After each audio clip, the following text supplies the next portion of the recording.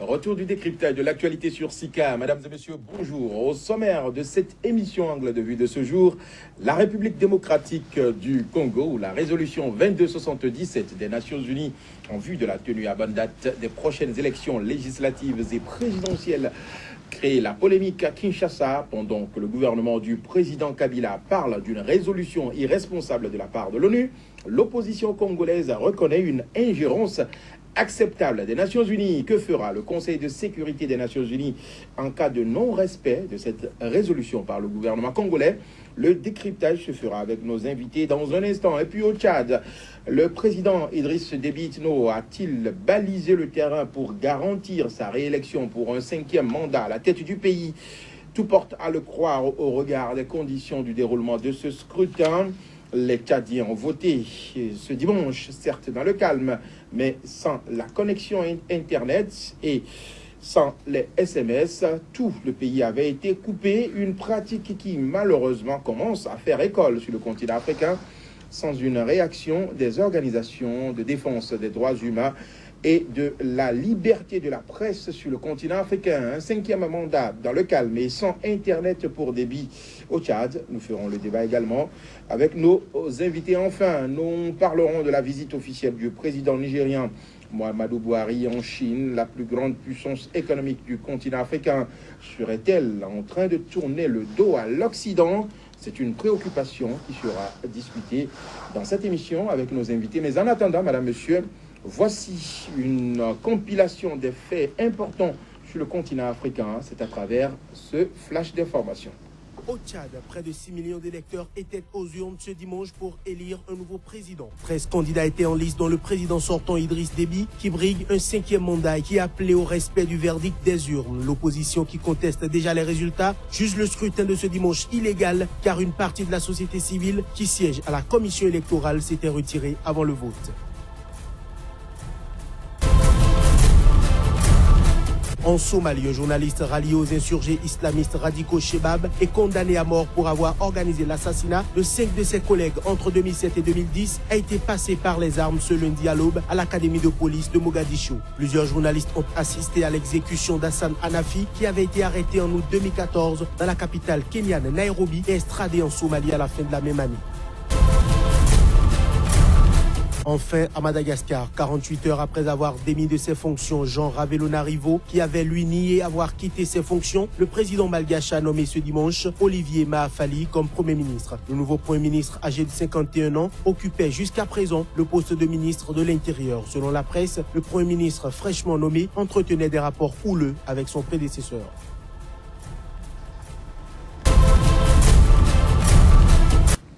Nous lançons à présent le débat avec nos invités pour le décryptage de ce jour. Je reçois le journaliste Médéric François Gongo. Il est le fondé du quotidien Actu Presse qui paraît au Bénin. Médéric François Gongo, bonjour. Bonjour, Joël. Sur le plateau de SICA. C'est moi. Je reçois un autre journaliste également sur ce plateau. Lui, il a nom Moïse Soudé de la radio Soleil FM qui émet depuis Cotonou au Bénin. Moïse Soudé, bonjour et merci d'accepter notre invitation sur SICA. C'est moi qui vous remercie et merci de nous inviter tous les jours. Madame, monsieur, c'était la présentation des deux invités de ce débat que je lance après cette virgule.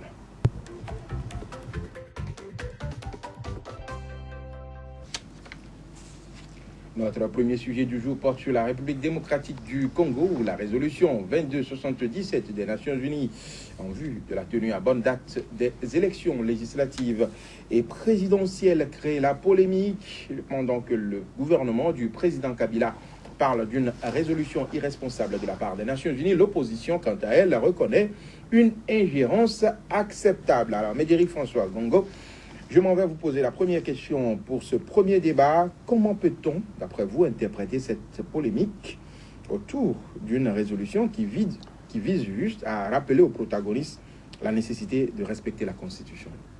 Les délais constitutionnellement établis pour la tenue des élections présidentielles et législatives sont connus de tout le monde.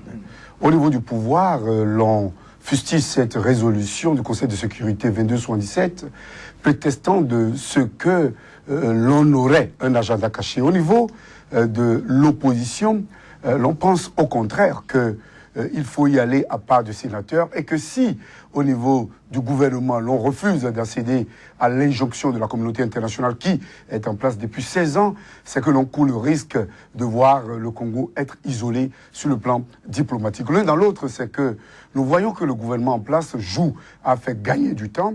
Le gouvernement Kabila, tout en tentant de négocier a fait gagner quel temps? A fait gagner du temps. Le délai constitutionnel, qu'il le veuille ou pas, il va partir. D'une manière ou d'une autre, pour le gouvernement en place, les conditions ne seraient pas complètement remplies pour qu'il y ait des élections. L'on évoque la plausibilité de ce que l'on ait une transition sans Kabila. Du côté de l'UDPS, nous pensons là qu'il y a plusieurs positions au niveau de l'opposition ou au niveau du G7. Là, on a bel et bien envie d'y aller très vite, comptant sur l'aura de Moïse Katumbi, aidé par les Kamitatou Olivier et toute la clique, le fort gouverneur du Katanga, qui se retrouve en pole position par rapport au dispositif diplomatique et stratégique sur le plan militaire dans la sous-région, pense que si les choses en arrivaient à se maintenir à l'État, si la Constitution devrait être respectée, que c'est son tour, et il a véritablement les chances. Là, nous pensons qu'au niveau du gouvernement, l'on n'a pas envie de voir respecter les délais constitutionnels.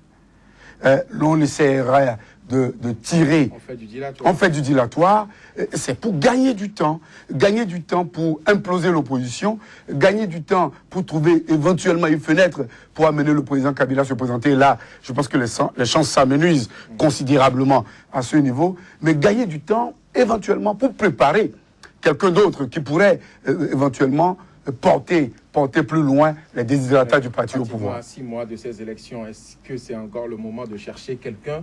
Est-ce qu'il ne faut pas simplement organiser les élections et partir, Moïse Souleymane? Non, le président Kabila ne laissera pas le pouvoir quand il n'est pas sûr d'assurer ses arrières. Comment est-ce qu'il peut assurer ses arrières? Il est en train de jouer sur le temps parce que jusque-là, il a fini son délai. D'accord, mais il n'a pas encore trouvé... Il n'est pas question d'assurer son arrière ou son avant. Non, il lui faut un dauphin, forcément. Il lui faut un... Vous savez que... Rien ne l'oblige à avoir un dauphin. Le président a quand même géré les ressources de ce pays-là. Et l'opposition va lui régler ça une fois qu'il va quitter le pouvoir. Mais il a besoin d'un dauphin. C'est pourquoi il est en train de jouer sur le temps. C'est vrai que la résolution... Aujourd'hui, parce que la résolution du Conseil de sécurité arrange l'opposition, on félicite la communauté internationale. Mais si cette résolution ne les arrangeait pas, ils allaient aller dans le sens contraire. Ce qui est sûr, Kabila va organiser les élections, mais il va jouer sur le temps. Parce que jusqu'à présent, il ne peut plus se présenter normalement selon les tests. Au début, il avait annoncé un problème de ressources financières.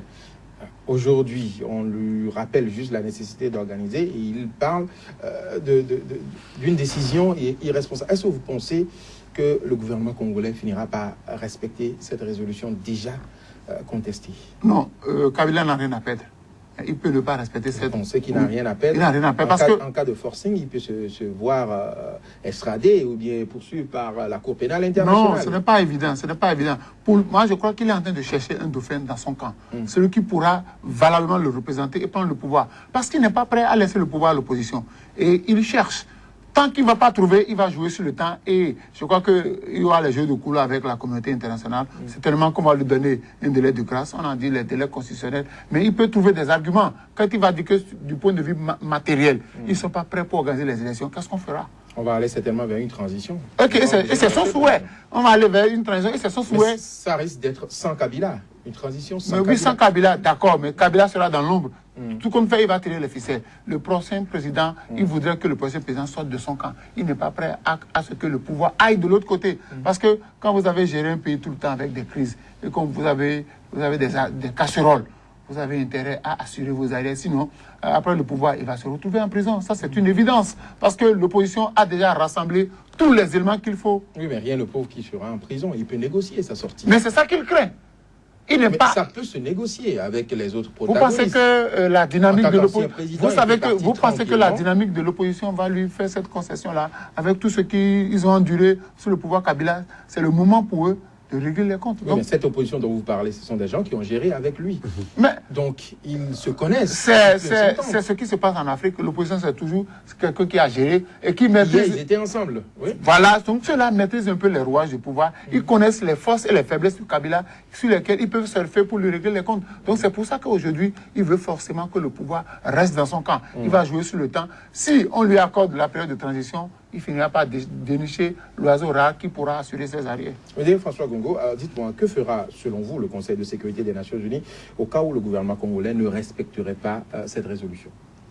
Je pense que la résolution 2277 doit être respectée, comme toutes les autres résolutions depuis bientôt 16 ans que la MONUSCO se retrouve en place. Et sans le respect de cette résolution, le médiateur de l'Union africaine, Eden Kodio, ne pourrait pas avoir de marge pour valablement agir. De l'autre côté, le président Kabila peut prétester de l'inobservance de la paix par certains groupes qui opèrent au niveau de l'Est.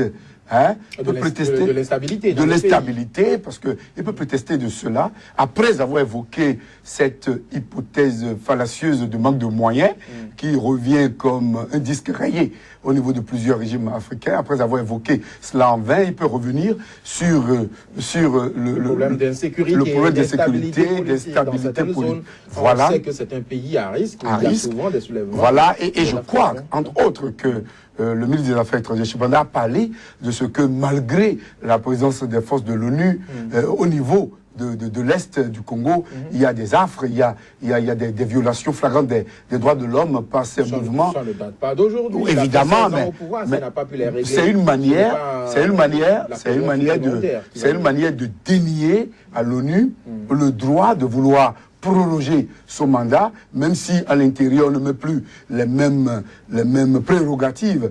Hein. C'est une manière de vouloir dénier à l'ONU le droit et ipso facto d'agir sur le temps pour aller vers une transition, même sans Kabila.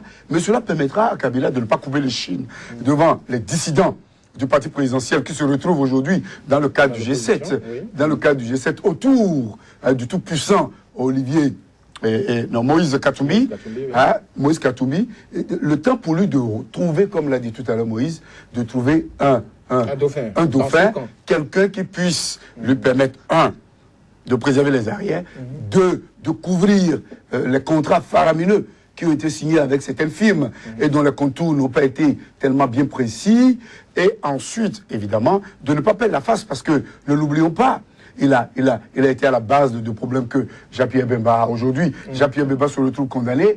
Il a été à la base de problèmes, des problèmes pour plusieurs de ses anciens camarades qui ont travaillé à l'amener au pouvoir, qui ont travaillé à solidifier son pouvoir. Donc pour lui, quitter tout jeune là où il est, c'est se faire presque harakiri. Il ne va pas vouloir le faire. Et nous tendons vers une solution intermédiaire intermédiaire vers une crise.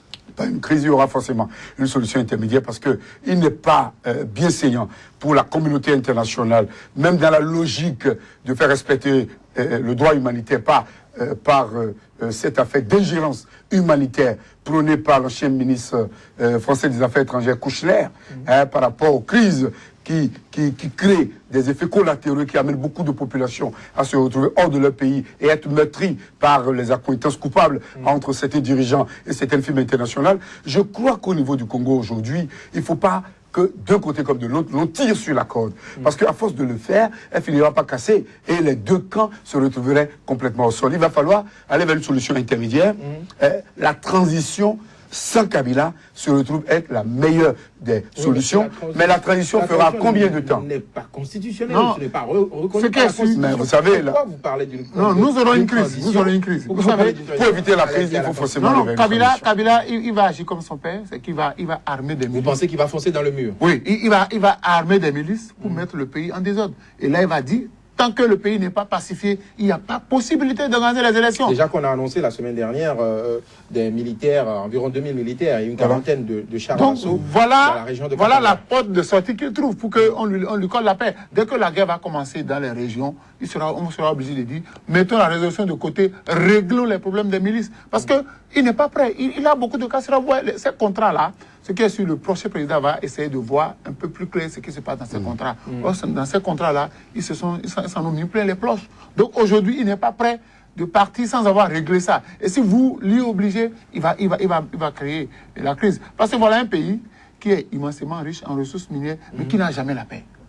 Posez-vous la question de savoir pourquoi. Ça veut dire que en sous-main, il y a des États qui se disputent la recette de ce pays-là par rapport à la crise. Il y a des intérêts. Donc, Kabila lui-même représente des intérêts.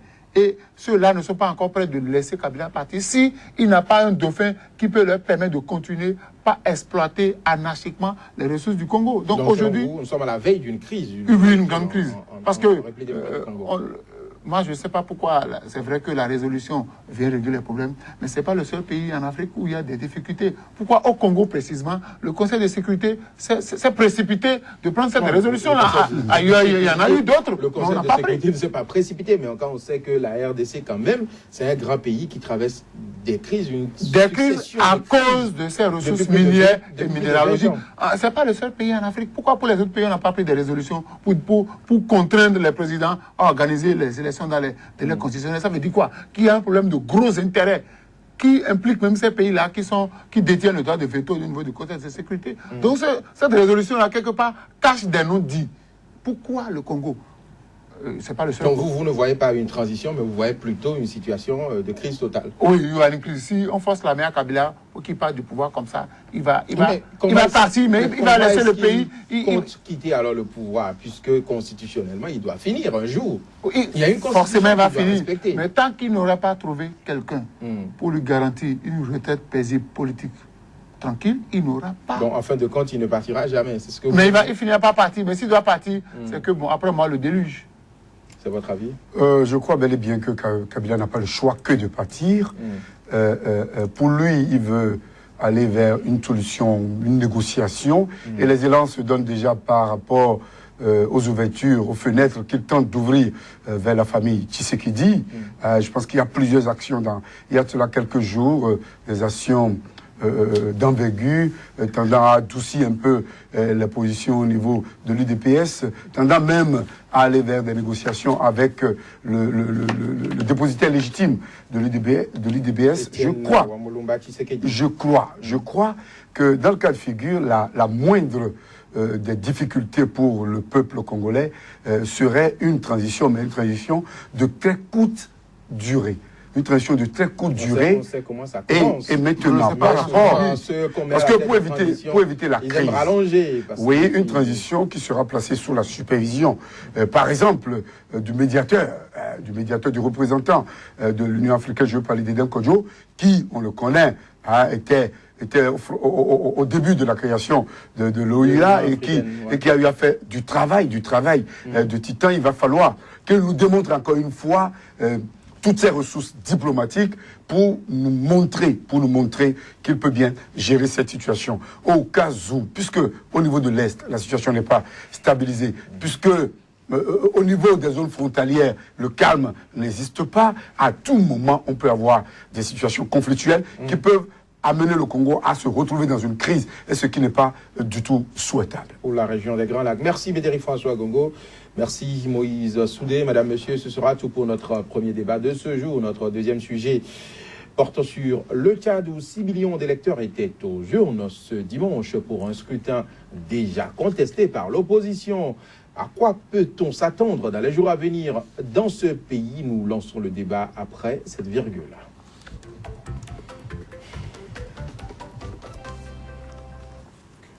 Nous sommes de retour sur le plateau de votre émission Angle de Vue. Ma première question avec vous, Moïse Soudé. Quelles sont selon vous les chances pour une réélection au premier tour du président Idriss Déby? Non, Idriss Déby a pris toutes les dispositions pour se faire élire au premier tour. Avec 92, 15, 99%. Au-delà de 70% quand même. Et il a, vous voyez, au-delà de 70%, c'est un échec, hein? Non. Bon, pour un peu voiler, les choses. Ouais, ce qui s'est passé au Congo a fait école. On a coupé l'Internet, on a coupé SMS. Ça veut dire quoi? Quand on n'a pas permis à ceux qui sont à l'extérieur de suivre ce qui se passe un peu. Ils disent Déby, moi je ne sais pas qu'est-ce qu'il veut encore prouver au Tchad. Je ne sais pas ce qu'il veut encore prouver au Tchad. Il a déjà tout fait, il a montré ses limites. Maintenant, pourquoi tient-il à rester au pouvoir? Voilà. Parce qu'il a montré ses limites. Voilà un pays qui il veut continuer la stabilité. Quelle stabilité? Voilà un pays qui a des ressources minière qui a du pétrole et 70% de la population vit dans la pauvreté. Et le Tchad fait partie des 5 pays les plus pauvres de l'Afrique. Comment vous pouvez comprendre ça pour un pays qui est riche? Qu'est-ce qu'il fait à la tête de l'État si ce n'est pas que pour s'enrichir ou bien pour garantir des intérêts? Moi, je crois qu'il se fera élu, c'est vrai, il sera président de la République, mais est-ce qu'il pourra continuer à gérer cet État-là? Parce que quand on est... Il a toujours géré jusqu'à maintenant, il tient le pays d'une main de fer.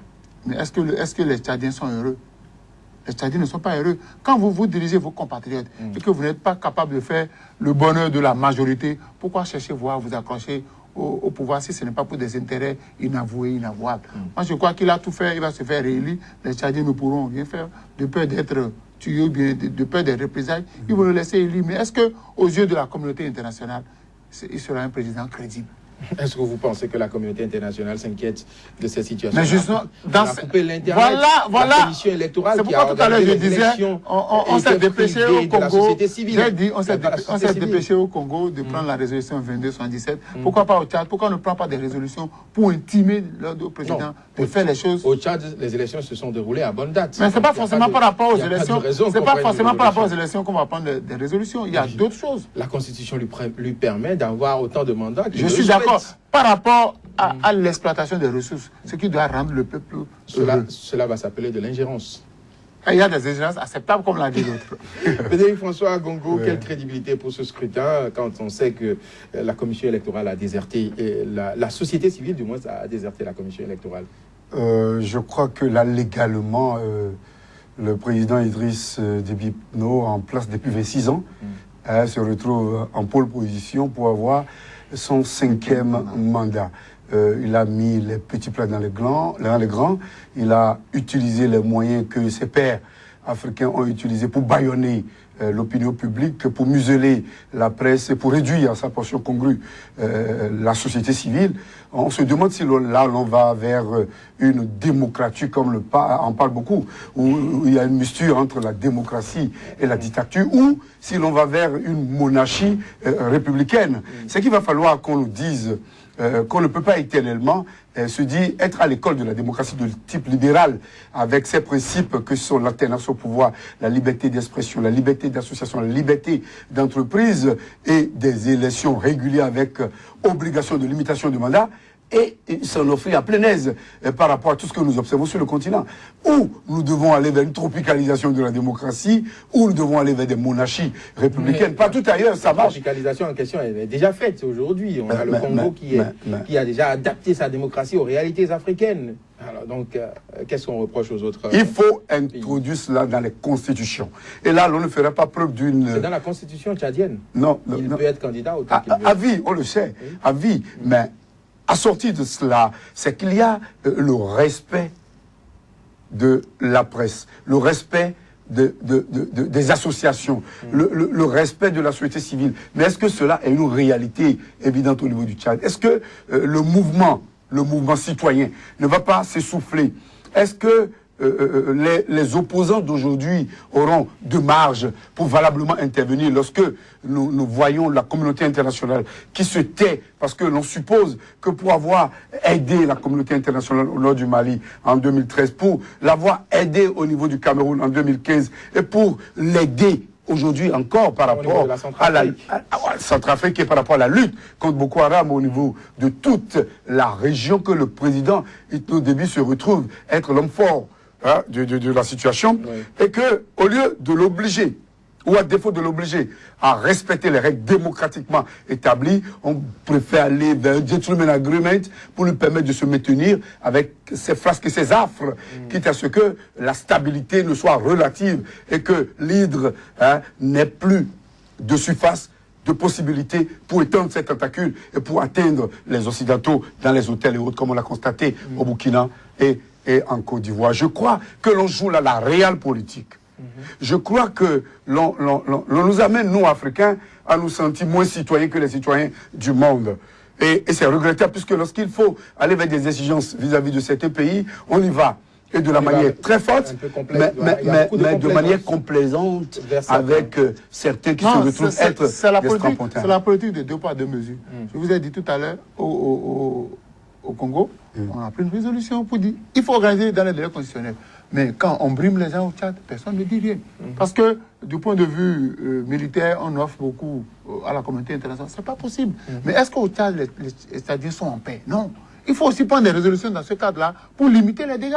Aujourd'hui, bon, parce que Itno Déby met l'argent du peuple tchadien à la disposition de la communauté internationale, on n'ose pas lever le ton. Ce n'est pas possible.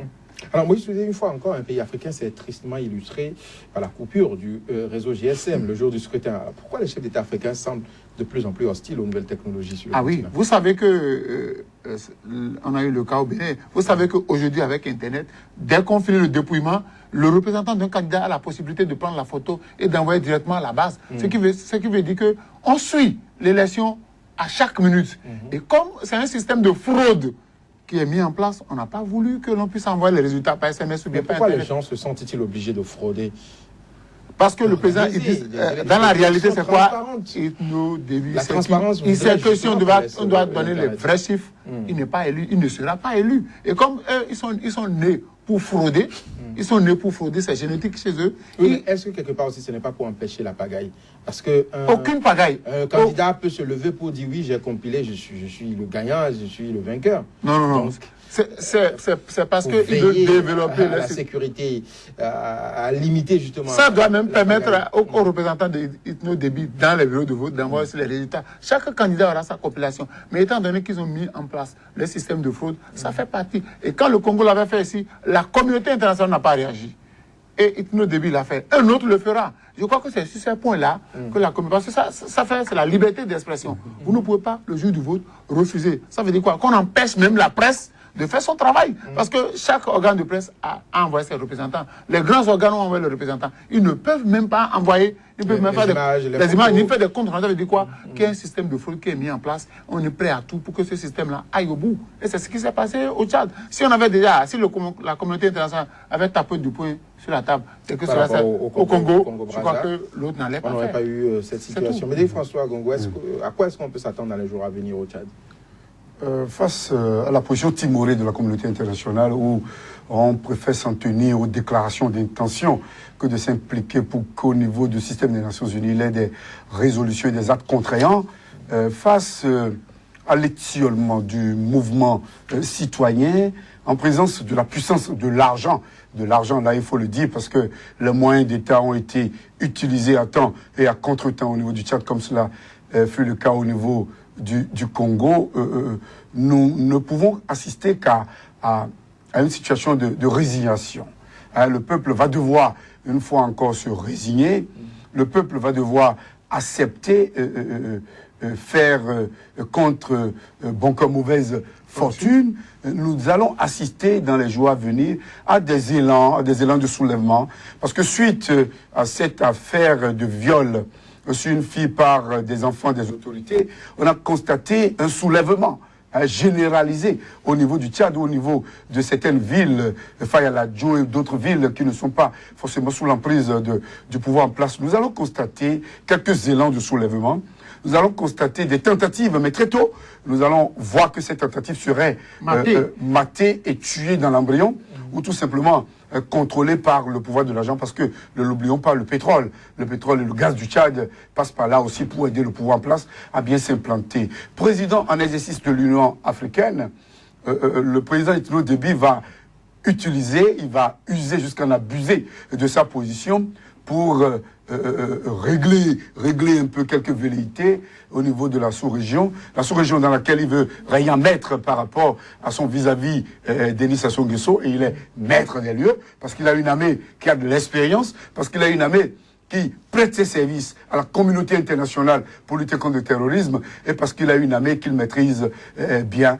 Parce qu'il a une armée qui est aidée également par l'armée française, qui, à travers sa base militaire qui lui avait permis d'échapper à ce putsch, il y a de cela quelques années, va toujours l'accompagner à maintenir le cap, à mater les populations, à permettre au film international, on ne le dira jamais assez, de profiter à satiété des richesses minières. Le président peut également étonner en laissant justement l'opposition contester, protester.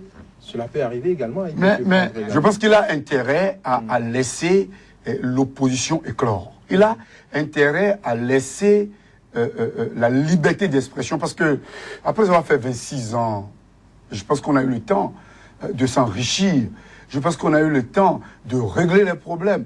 Et je pense que lui, en bon stratège, puisque ne l'oublions pas, il avait pris les armes, il avait démarré du désert du Soudan, il avait combattu le meilleur combat pour enlever le président qui était en position, je vais parler du président Hissène Habré, et depuis, les mêmes causes tendent à produire les mêmes effets. Tout ce qui est reproché au président Hissène Habré, notamment par rapport à ce procès au niveau de Dakar, on les retrouve de manière plus perfectionnée dans le mal, ici au niveau d'Idriss Déby, et pourtant, personne ne réagit. Moïse Soudé, à quoi est-ce qu'on peut s'attendre dans les jours à venir à N'Djamena? Non, il y aura de la résignation, parce que, vous savez, la population n'aurait pas souhaité qu'on la mate.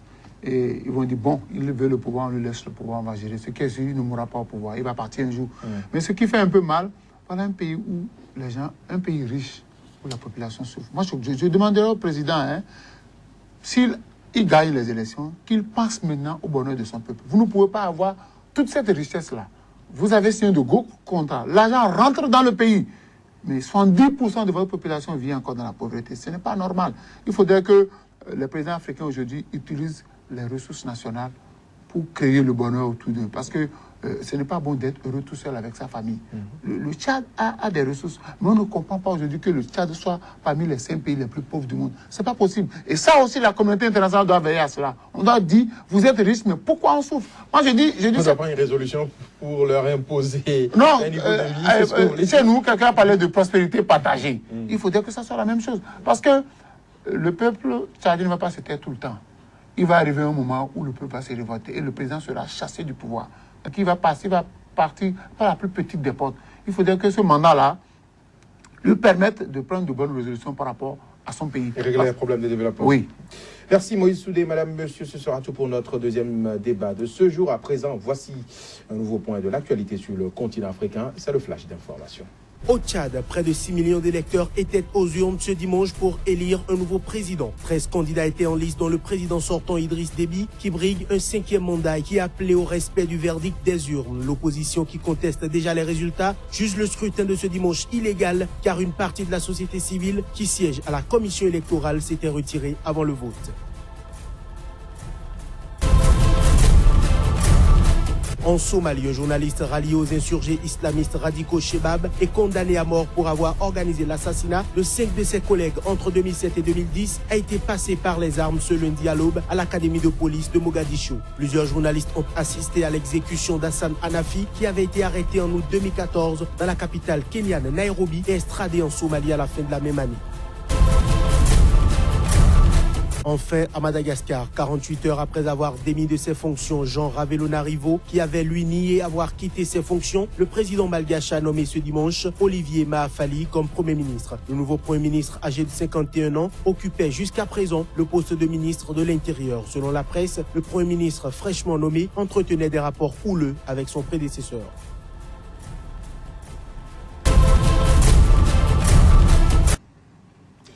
Le débat se poursuit sur Sika. Notre troisième sujet de ce jour porte sur la visite officielle du président nigérian Muhammadu Buhari en Chine. La plus grande puissance économique du continent africain serait-elle en train de tourner le dos à l'Occident? Nous lançons le débat après cette virgule.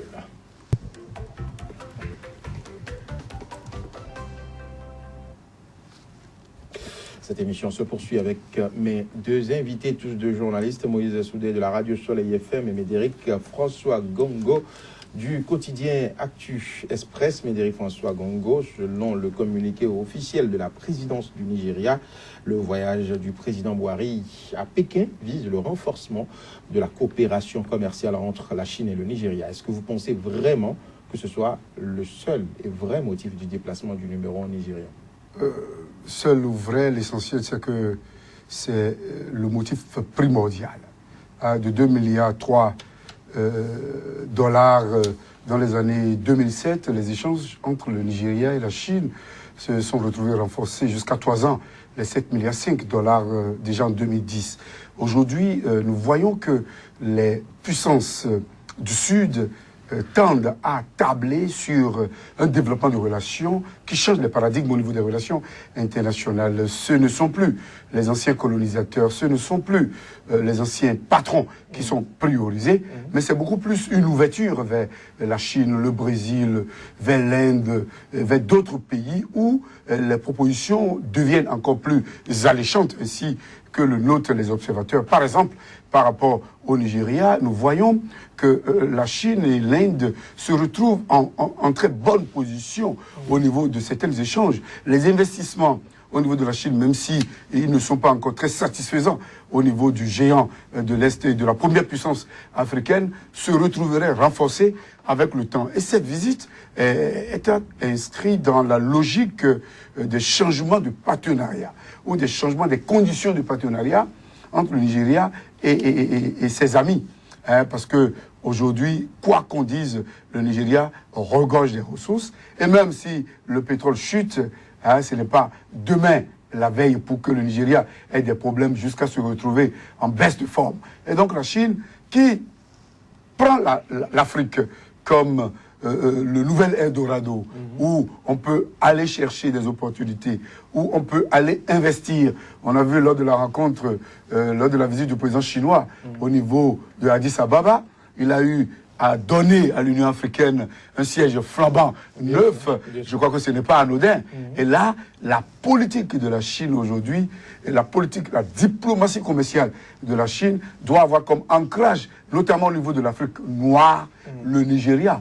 Et la visite aujourd'hui contribuera à renforcer ce partenariat, à accroître le volume des échanges, à permettre au Nigeria d'augmenter, de faire des enchères avec ses anciens partenaires et de maintenir sa position de leader. Donc c'est une visite à plusieurs égards opportune, c'est une visite porteuse sur le plan économique. Sur le plan économique et sur le plan diplomatique également. Parce que ne l'oublions pas, même si au niveau du Conseil de sécurité, on ne voit pas les pays africains en position de force, c'est que les pays africains ont la possibilité de s'appuyer sur certaines autres puissances qui, à défaut d'avoir des positions militairement viables, se retrouvent en position de détenir des devises sur des pays comme les États-Unis, la Chine en a suffisamment, sur les pays européens, la Chine en a suffisamment, et je crois que la position stratégique de la Chine sur le plan des échanges commerciaux au niveau du monde permet au Nigeria aujourd'hui d'espérer accroître ses échanges, accroître ses dividendes et se retrouver en position toujours renforcée au niveau du continent africain. Moïse Soulé, est-ce que vous voyez, vous, que des relations commerciales derrière cette visite? Non, il n'y a pas que des relations commerciales. L'Occident a déçu le Nigeria. L'Occident n'a pas pu aider le Nigeria à combattre Boko Haram. Et aujourd'hui, le Nigeria décide de se retourner vers la Chine, pour des coopérations économiques et commerciales. Parce que n'oubliez pas que la Chine avait déjà pris contact avec l'Afrique du Sud. Ça veut dire quoi? Les pays du BRIC, Brésil, Russie, Inde, Chine, ont décidé d'annexer l'Afrique aux grands dents de l'Occident. Ça veut dire quoi? Qu'aujourd'hui, si les deux grands géants de l'Afrique se retournent vers la Chine, ça veut dire quoi? Que les Occidentaux au-dessus, sur plusieurs plans, les Occidentaux, peut-être qu'ils étaient là, non seulement pour exploiter nos ressources, mais ils n'étaient pas là pour nous aider à régler les crises. Parce que ce qui se passe au Nigeria avec Boko Haram, le Nigeria a tellement sollicité la communauté dite internationale, mais ils n'ont pas pu aider le Nigeria. Parce que tant que le Nigeria ne pourra pas régler le problème de Boko Haram, il lui sera difficile d'avoir une stabilité et de développer le pays. Donc aujourd'hui, cette visite-là doit donner des sueurs froides à l'Occident. Parce que si le Nigeria, déjà c'était l'Afrique du Sud avec Jacob Zuma, on se disait, mais qu'est-ce qui se passe avec la Chine? Aujourd'hui, le géant Nigeria se tourne vers la Chine, ce qui va avantager quelque peu le Bénin. Vous pensez que le Nigeria peut négocier peut-être de façon silencieuse, l'armement avec la Chine? Évidemment, ça ne peut pas être dit dans les communiqués officiels. Ce sont les dessous de la visite. Forcément, le Nigeria va poser son problème de Boko Haram. Et la Chine verra dans quelle mesure on peut armer davantage le Nigeria à limer les dents à Boko Haram. Au-delà, il faut dire que ces quatre pays-là, le Brésil, la Russie, l'Inde et la Chine, ont décidé désormais de ravir la vedette aux pays occidentaux en Afrique, qui ne sont que là pour créer des crises et pouvoir mieux exploiter. Aujourd'hui, qu'est-ce qu'il faut justement que ces pays, eux aussi, n'ont pas des intérêts cachés? La Chine, l'Inde et autres. Forcément. Également aussi d'autres intérêts. Peut-être pour l'instant, les Africains n'ont pas encore compris cette politique. Les Africains n'ont pas encore compris, mais au moins la Chine, aujourd'hui, permet à certains pays africains, même si la Chine devait vous exploiter, elle vous permet d'abord... Les infrastructures, oui, mais on voit la suite de ces infrastructures. Mais oui, je vous dirais, mais il faut vous demander aujourd'hui pourquoi tous les pays africains se retournent vers la Chine au détriment de l'Occident. C'est parce que le cheminement avec l'Occident n'a rien donné. Et aujourd'hui, la Chine, du point de vue commercial, la Chine permet aux Africains de mieux vivre. Parce que les produits venant de la Chine, que l'on appelle chinoiserie, du TOC, coûtent moins cher en Afrique. Quand les Chinois déversent sur le marché africain leurs produits, ça permet à tous les Africains, même ceux qui n'ont pas assez de moyens, de se ravitailler. Donc, à partir la Chine a trouvé le bon filon. Vendre moins cher aux Africains. Et c'est que les Africains aiment les solutions précaires. Et puis les choses moins chères. Mais il faut aussi dire que les Chinois fabriquent aussi des choses de bonne qualité. Pour l'Occident. Parlons justement donc, de l'industrie chinoise. Est-ce que, en cas d'une relation, de bonne relation entre la Chine et le Nigeria, l'industrie nigériane ne risque pas d'avoir des problèmes? Non. Je crois Parce que la Chine va se mettre à inonder. Mais vous savez, moi je dis que le Nigeria, c'est la Chine de l'Afrique. Parce que vous savez, le Nigeria aussi aime fabriquer ce qu'on appelle tokumbo, du toc, quoi, pas du vrai. Et quand le Nigeria s'associe à la Chine, c'est qu'on aura davantage des tocs. Et puis, les Africains aiment ça, parce que ça coûte moins cher. Tout le monde va... Mais c'est précaire. Oui, c'est précaire, mais on ne voit pas, aujourd'hui, on ne voit pas la précarité. C'est avec le temps qu'on va se lever un matin, on verra que la Chine nous a bien fait la fête. La Chine aurait déjà exploité aussi nos ressources, mais elle aurait eu le mérite de mettre à notre disposition des produits moins chers, même si dans le temps, cela va se gâter. Mais François Gongo, votre avis, vous pensez... Non, je crois d'abord, j'aimerais rebondir sur cet aspect de coopération militaire pour noter que la Chine se retrouve beaucoup plus éloignée que les pays occidentaux par rapport à cette affre du terrorisme. Et donc la Chine se retrouve en position un peu aisée pour contribuer par rapport au renseignement, par rapport à l'armement, à aider le Nigeria pour lutter contre Boko Haram. De l'autre côté, sur le plan de l'économie, tout comme la Chine, le Nigeria a une intelligence économique, c'est-à-dire les renseignements économiques développés, ce qui amène et le Nigeria et la Chine à très tôt avoir assez de produits et à s'adonner à les multiplier en quantité considérable. La politique de la Chine se retrouve avec la politique du Nigeria, un produit, une famille, mais un produit utilisable très vite, gâtable très vite, donc renouvelable très vite. Ça encourage, je vois, ça encourage la consommation et ça favorise la balance commerciale. Donc je crois que au niveau du Nigeria comme de la Chine, ce sont deux pays qui se ressemblent un peu, et par rapport à ça, le Bénin a tout intérêt à maximiser son positionnement par rapport aux géants d'à côté, tout comme Hong Kong le fait, tout comme Macao le fait, tout comme Dubaï et tout comme la plupart des pays frontaliers à la Chine le font. Donc je crois que cette visite du Nigeria au niveau de la Chine est à plus d'un titre profitable, non seulement pour le Nigeria, mais ce serait également pour les pays frontaliers au Nigeria. Moïse Soulé, alors aujourd'hui on est tenté de dire que les Africains ont commencé par préférer des relations économiquement fructueuses à cette ancienne relation de domination politico-financière. Oui. La Chine aujourd'hui, dans tous les pays, vous allez au Togo, au Sénégal, aujourd'hui la Chine déverse sur le marché africain des produits moins chers. Et l'Africain aime ça parce qu'on n'a pas beaucoup d'argent, mais on veut avoir les bonnes choses. Et la Chine ayant compris cela, tient compte de notre mentalité pour nous fabriquer les produits et nous aimons ça. Au moins, la Chine nous permet de vivre et de nous sentir humains. Et donc, à la longue, on risque d'avoir un abandon total de l'Occident, ce ne sera pas évident parce que nous parlons les langues, nous ne parlons pas encore chinois. En Afrique, on a commencé par enseigner le chinois. Oui, on a commencé par enseigner, mais le processus sera très long. Je pense qu'au niveau du franc CFA, par exemple, la France nous détient toujours, nous contrôle toujours les droits de tirage spéciaux.